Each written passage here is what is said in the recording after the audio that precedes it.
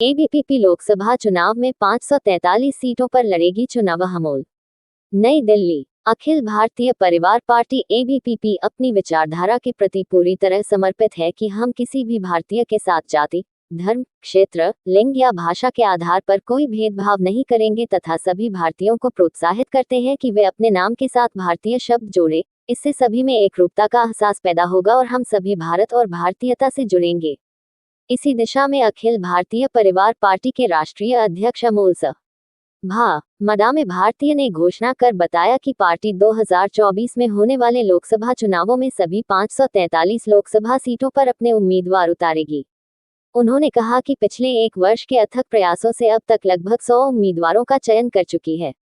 अमोल भा मदामे भारतीय ने अब तक की सभी सरकारों द्वारा की गई उपलब्धियों के नाम रूप, सांकेतिक, पाप के साथ घनों, क्रमशः सांप्रदायिकता, महिला अत्याचार, किसान विरोधी नीति, स्वास्थ्य सेवाओं का अभाव, शिक्षा का गिरता स्तर, बेरोजगारी तथा भ्रष्टाचार को पार्टी के प्रतीक चिन्ह लाठी से तोड़ा और एक नवयुग का उद्घोष कर दिया है। वहीं राष्ट्रीय उपाध्यक्ष सुनील शर्मा भारतीय ने मीडिया के माध्यम से युवाओं को से आह्वान किया कि बेरोजगारी और भ्रष्टाचार के खिलाफ हमारे साथ आएं और इस महामारी को जड़ से उखाड़ फेंकेंगे और एक नए भारत का निर्माण होगा।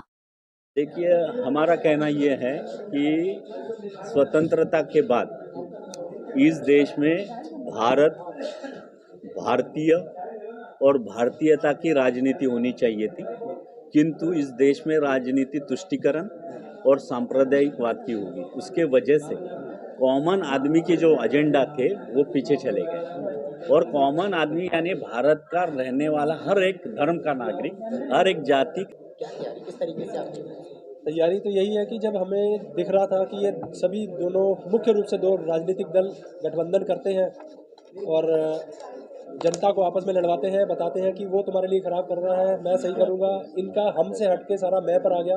तो हमने जब इनसे देख लिया कि हम बार बार इनसे ठगे जाते हैं तो हमने निर्णय लिया था कि अब हमें आना ही होगा, क्योंकि शिकायत करने से कुछ होगा नहीं। अगर ये गंदगी साफ करनी तो इस गंदगी में उतरना पड़ेगा।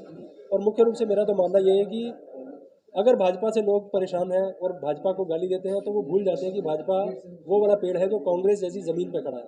कांग्रेस यदि सही रहती, सही काम उन्होंने किए होते, उनको बहुत लंबा समय मिला है। तो ये सारे मुद्दे आज भी जिंदा है, ये होते ही ना। और भाजपा उन्हीं मुद्दों पर खेल रही है और ये जनता को भ्रमित करते रहते हैं। असल में दोनों एक ही है। आप अच्छे से विश्लेषण कीजिएगा, जितने भी भाजपा के कैंडिडेट अभी तक आए थे उसमें से आधे से ज़्यादा वही थे जो पहले कांग्रेस पार्टी के बैनर तले चुनाव लड़ चुके हुए। तो इन दोनों से यदि आप उकता चुके हैं, इन दोनों से आप परेशान हैं और देश में कुछ वास्तविक सकारात्मक करना चाह रहे हैं, तो ये मंच उन्हीं के लिए है। हमें ना किसी भाजपा से परहेज, ना हमें कांग्रेस से परहेज, ना हमें भाजपा से लगाव, ना हमें कांग्रेस से लगाव।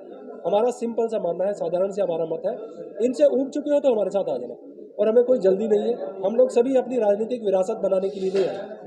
आने वाले 10-20 साल में हम पूरे देश को अपनी राजनीतिक विरासत दे